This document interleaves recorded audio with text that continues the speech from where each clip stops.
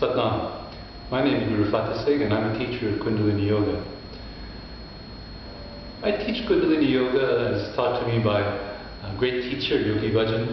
He comes from a great lineage of teachers, the Sikh lineage. And our basic mantra is Satnam. Satnam, universal teaching. It means be authentic, be true to yourself. There's a beautiful teaching, a lady in Australia, she wrote a book called the 5 Top Regrets of the Dying, based on her experiences with people in palliative care. And the number one regret people had was not living their truth, living somebody else's dream, living in being intimidated, not having the courage to live their truth, their authentic truth.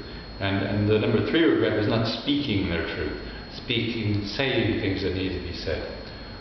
So a lot of people go through life intimidated, fearful. And so I want to emphasize the importance of living your truth. It's the essential teaching of Kundalini Yoga. It's the essential teaching of Guru Nanak, of Yogi Bhajan, of myself.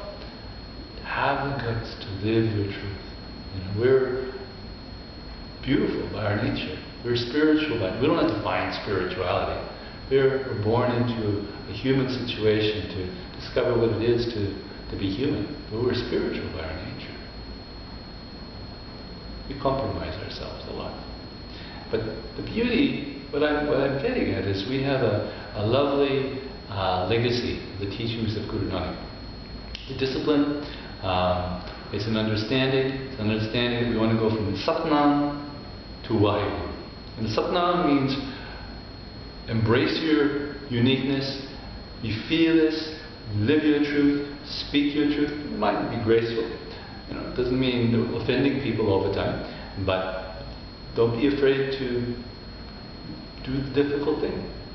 And go from there to Waheguru. Waheguru means wow. Go from the hard work of being authentic to the state of wow. Going from being careful to being carefree. Shedding carelessness and going from careful to be yourself, to be true to yourself, to do your meditation and not slip into sleazy habits, habits which will take you left or right away from your path, your authentic path and your empowering path. And going to Waheguru, the state of bliss, of being carefree, feeling you're cared for, and your life is accounted for, your life is well provided for. That's basically the path that Yogi Bhajan taught. It's the path of the Sikh. And I find it funny sometimes, I find it funny a lot, that people who study Kundalini Yoga as taught by Yogi Bhajan, they say, I'm not a Sikh. They chant Sikh mantra, they embrace Sikh philosophy. Sikh philosophy basically is go from Satnam to Waheguru. It means Ek Onkar, see oneness everywhere. See the world through God's eyes. And Nanak Naam, Chardi Kala, this is called the yoga of Chardi Kala, high spirits in the name of Nanak. Let your spirit rise, and Tere Bani Sarvatavla means do good to all. It's a humanitarian project to raise your consciousness, to live authentic so that you can be an asset to others. Which, by the way, is where your fulfillment lies. It doesn't lie in just being an ass or in being just an asset to yourself. It lies in actually helping other people out. That's the bliss of teaching Kundalini Yoga. That's the bliss of being a human being. So this is the methodology that Yogaji taught. It's the philosophy that Yogaji taught. It's very feminist. We say that woman is the Shakti. Woman is, man goes to the city for woman, man goes to the country for woman. He goes to make a lot of money for woman. He takes vows of poverty for woman. All this is around woman, who we call the grace of God. In the Sikh prayer, the first prayer is Pritam Bhagavati Simarake. We acknowledge that. That's the Sikh theory. I agree most people have great difficulty practicing. Most men have difficulty practicing that. But it's what we do our best with. That's upfront what our values are.